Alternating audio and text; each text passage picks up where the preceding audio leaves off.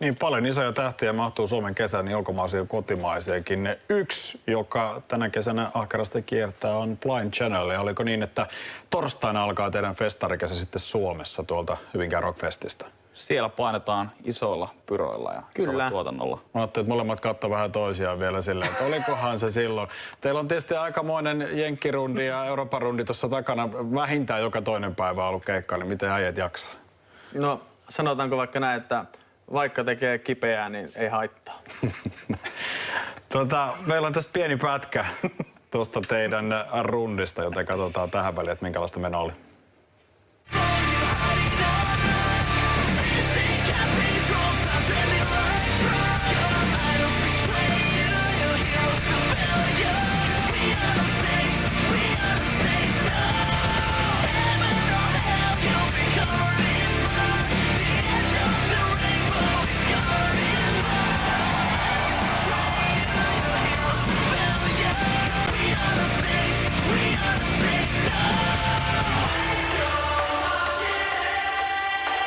Jättäkää joku yksittäinen muisto tuosta rundista, mikä oli parasta, mikä oli semmoinen lapsuuden unelman täyttyminen?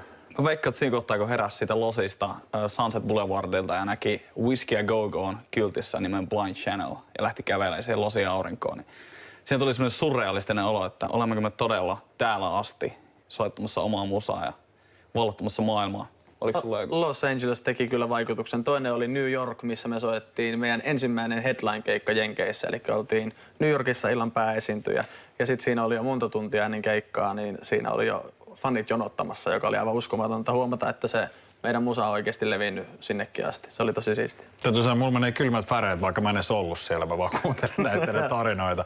Hei, teillä on ura aika lailla raketin lailla mennyt tässä nyt siitä Euroviisu-taipaleesta eteenpäin. Tässä on yli 20 keikkaa Suomessa. Siellä on isoja nimiä täälläkin samalla lavoilla, Limp Bizkit, Slipknot, nyt ainakin muutama mainitakseni. Tiedän, että ne on teidän idoleita, niin iskeekö semmoinen poikamainen innostus vielä siinä kohtaa, vaikka se vaan sillä, että tossa tai Fred jos nyt menee ja ei se mitään, ihan ok äijä.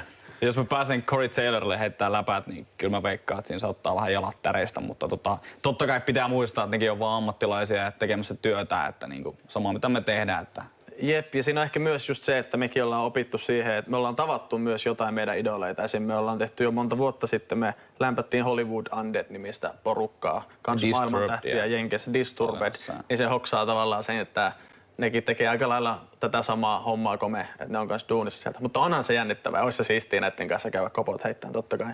Tuossa aika paljon kertoo teidän menestyksestä se, että tälläkin hetkellä tuossa Maikkarin pihalla on aika paljon väkeä. Kyseli etukäteen, että mistä ovesta pojat mahtaa tulla ja niin edespäin. Mikä tässä on muuttunut teidän urassa viimeisen muutaman vuoden aikana? Kun silloin kun korona alkoi, niin silloin teidän bändi oli käytännössä hajoamispisteessä, koska ei ollut sitä tulevaisuuden näkymää, ei ollut sitä tähtäintä, mihin mennään. Nyt te olette tuolla kiertämässä maailmaa. No, niin millä mielin nyt katsotte 6 Emmapystin voittajana noita aikoja? No meillähän muutoksia tapahtui siinä, että meillä tuli uusi jäsen, meillä meni myös vähän meidän taustatiimiä uusiksi, mutta sitten taas niin musiikillisessa, taiteellisessa mielessä, niin mä väittäisin, että me tehdään tosi samaa juttua, kun me ollaan aina tehty. Se on tosi rehellistä, se ei ole missään vaiheessa kumartanut mihinkään suuntaan. Me vaan saatiin se isolle yleisölle läpi. Jep. Niin me saatiin se isolle yleisölle läpi ja sitten kyllä me aina tiedettiin, että se toimii. Se jengi ei vaan kuullut sitä meidän musaamista. Ei, nyt on kesä kaikkien aikojen festarikesäksi nimitetty. Minkälaisia muisteluita teillä on omista ajoista nimenomaan lavan ulkopuolelta? Te olette varmaan nöysipoikana siellä ihan samalla tavalla pomppinut kuin muutkin. No mun eka festari oli Ruissa 2009. Mä menin mun kavereini kanssa, silloin mä olin 15-vuotias. Slipknot oli pääsiintyjänä siellä. Mä muistan, kun mä näin, mitä silloin 30 000 ihmistä pomppii Psycho Socialin tahtiin, niin pyrot paukkuu täysin. Niin kyllä mä mietin, että jos täällä joskus pääsee vetämään ja nyt sitten tänä kesänä rantalava vikaslotti, oliko perjantai vai lauantai, niin onhan se semmoinen tietynlainen ympyrän sulkeutuminen, että silleen hieno. Oliko sulla jotain?